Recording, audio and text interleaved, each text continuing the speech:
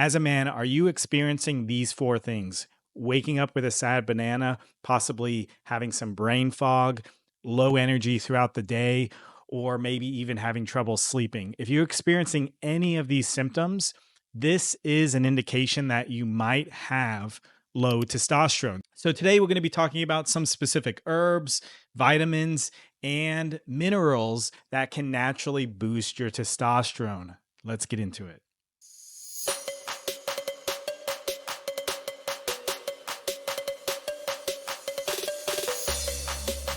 What's going on? My name's Andy J, and I'm here to support aging millennial men like myself so we can feel our best. Welcome to the Brotherhood. Today, we're going to be talking about some natural ways to boost your testosterone.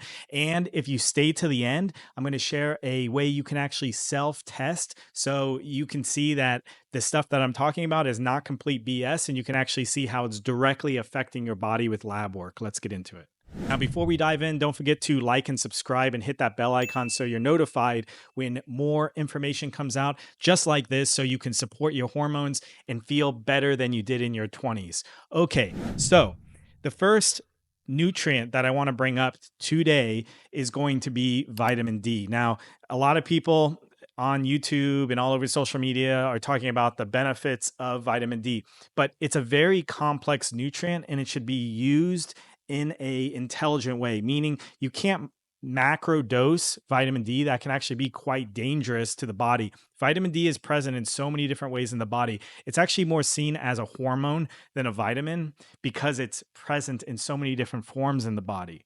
What I recommend is try to, no matter where you live in the world, get at least 15 minutes of sun exposure per day. That's going to help because there's so many other benefits from just being outside and getting sun exposure. So I recommend that. But then as far as if you want to actually test your vitamin D levels, you want to be shooting for anywhere between 35 and 50 nanograms over milliliters. That tends to be a good benchmark, but you also want to be looking at such things as like your parathyroid hormone, making sure that the calcium in your body is being directed properly, because that's one of the primary benefits and uses of vitamin D in the body is how it directs calcium. It's also used in how your immune system functions and so many other things. But if you look at how parathyroid is reacting to the storage version of vitamin D, that's 25 hydroxy D, which is usually the standard way of testing. If you look at how those two play against each other, you'll get a better idea if you're actually at an ideal level for your own genetics or your own skin color, all of that. So there's a lot of complexity there. Now, if you've seen my other videos, you've seen me talk about zinc, and this is the next nutrient I want to talk about. I repeat myself here because there's some important things to note regarding zinc. You don't want to supplement with zinc, which most people do, because there is competition between zinc and copper, and you can actually decrease the amount of copper you're able to take into your body if you're supplementing with zinc. So what I actually recommend is getting zinc from food sources. Animal proteins tend to be some of the highest sources for zinc, but it is present in some plant foods like chickpeas and legumes and things like that, and beans. But I really think the best source to get zinc is actually just eating 1 can of water-packed oysters per week. And if you can spread it out or eat it all at once. But what I noticed when I've done blood work on myself and clients is that alone tends to meet your zinc needs in your blood levels. And so that's really all you have to do from a supplement standpoint. The next nutrient that's so important to boost your testosterone levels is magnesium. It's probably the most important mineral in my opinion because everyone's deficient in it unless you're supplementing. The problem is magnesium is present in a lot of plant foods, but it's kind of hard to access because of other natural what are called anti-nutrients present in the plant. So the amount of that's actually being absorbed is quite low compared to what's being tested in the food. So what tends to happen is we can't get enough from plant-based sources, which is some of the highest sources of magnesium. So you almost have to supplement to be able to meet the needs of what your body actually requires, because there's this concept called magnesium burn rate. And anytime we're stressed, that's the first mineral that is basically being used up because it's actively used in the process of how our body makes energy, we need magnesium. So we use it up quite quickly. What I recommend though is supplementing from a magnesium glycinate source. And I'll put a link in the description of some of the brands that I think are some of the best and the cleanest and the highest quality. But the idea is to know how much magnesium you actually need to take is take your height. And if you're doing it in inches, multiply that by 2.54, and that's going to give you your height in centimeters. And then you want to multiply it then by 5. And if you do that, that whatever number that gets you, that's going to basically be how many milligrams of magnesium you need to shoot for per day. Now, the little asterisk to that, or sort of the warning to going to that number, is if you haven't supplemented with magnesium before, you could actually cause loose stool if your body's not able to tolerate that at first. So what you want to do is figure out that number and then slowly titrate up over the course of weeks, meeting that amount. And as long as you're regular and there's no loose stool, then you're able to tolerate that amount of magnesium. The next nutrient we're going to be talking about is ashwagandha. And this herb is very interesting because what it does is it has so many other benefits. It's an anti-stressing herb. Some people call it what's called an adaptogen. It helps us adapt to different stressors. There's so many benefits. Now, as far as dosaging, what the literature tends to show is about 300 to 500 milligrams per day of ashwagandha root tends to be sufficient. Now, not all ashwagandha is made equal. There's a lot of junky brands out there that are barely putting any in, or it's not a sufficient extract to get you the right amount of the nutrients. So what I recommend is getting a type that's KSM 66 ashwagandha, because those specific types of ashwagandha have been actually tested and verified. So you know you're getting the right amount of that active nutrient to be able to help you with increasing your testosterone levels and lowering your stress. I also wanted to share this study because I thought it was super interesting, comparing ashwagandha to a placebo. So this was a double-blind test where each group took something. That one group was taking the ashwagandha, the other group was taking the placebo, but both groups did not know if they were taking the placebo or the ashwagandha.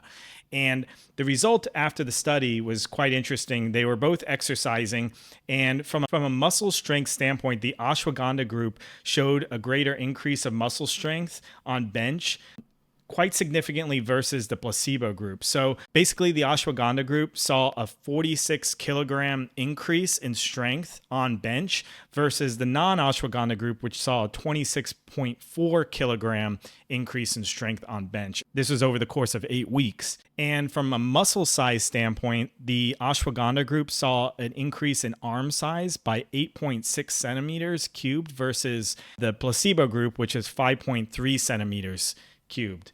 So significantly there. And then in chest was 3.3 centimeters in the ashwagandha group, and the placebo was 1.4 centimeters cubed. So quite interesting there. And from a recovery and testosterone standpoint, the ashwagandha group saw a significant benefit of muscle recovery and an improvement over the placebo group in increasing their testosterone numbers. And as a bonus, I also found this study, which was kind of cool, that showed basically that ashwagandha not only improved muscle strength and size, but also significantly increased muscle recovery by reducing serum creatine kinase levels as an indication of muscle damage. So it was able to actually help the body repair much more quickly. So it seems that using ashwagandha not only helps with improving testosterone levels, but also really improves and is a good tool in your muscle recovery from exercise. Now, another really cool herb that I like to share is called Tribulus. And you may have heard this before, but Tribulus is typically associated with increasing libido, but there's also connection with increasing testosterone. What seems to be found in the literature as far as best practices is anywhere from 250 to 600 milligrams per day is well tolerated and exhibits a lot of these sexual benefits as far as increasing libido, as well as increasing testosterone levels. To tie some scientific research to this study is quite interesting because it showed that the a group that actually took the Tribulus herb. They took about 770 milligrams. So this is even a higher amount than what was even previously stated. They took it for 6 weeks and found that they had a significant increase in testosterone levels, improved performance in the gym, increased strength on bench press compared to the placebo group. And this was a double-blind placebo research paper. So it's done very well. It's well conducted. So there's no artifacts that could distort the data. And the last herb to talk about today, and then I'll get into the special bonus on how to actually test if these herbs and vitamins are actually effective. But the last herb we're going to be talking about today is Fenugreek, which has been shown to boost testosterone levels, improve sexual function. The active chemical in fenugreek has been shown to actually increase your testosterone levels, serum testosterone levels. What's typically recommended as far as dosaging looks like 500 to 600 milligrams per day, and some cool studies to connect with this particular herb. So this study right here, this one was kind of interesting. It was 49 resistance trained men. So basically men who have been training in the gym. These aren't newbie gains or anything like that. They were giving 500 milligrams of fenugreek extract daily over an 8-week period following a resistance training program. The results was increased strength and lean muscle mass compared to the placebo group.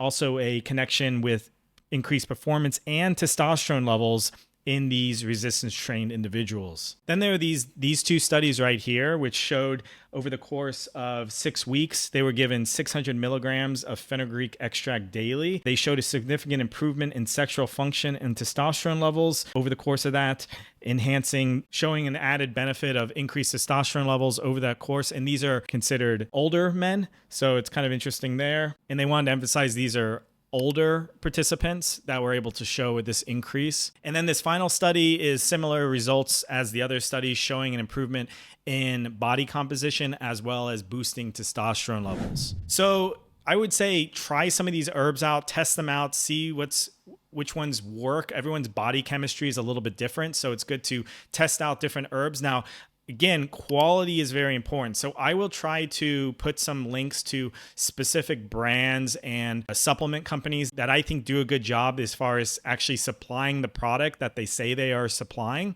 So I'll put that in the description, so look for that. But as far as actually putting this to the test. So you take some of these supplements, you want to actually know if it's directly improving your testosterone levels. What I would recommend doing is doing a lab test before you start taking these supplements. And then after maybe 90 days, 60 to 90 days, taking another lab test and seeing if you notice a difference in your testosterone levels. You don't want to, the key thing is you want to be as scientific as possible. So you want to not change too many variables. So what I would recommend doing is only testing one product at a time, keeping all the other variables as consistent as possible, meaning don't change your exercise routine, try to keep your lifestyle pretty much the same. So then you can more directly correlate that particular supplement to improving your testosterone levels. Now, as far as how to test it, what I recommend doing is testing your total test and free testosterone. Those would be at a minimum, the best lab testing that you can do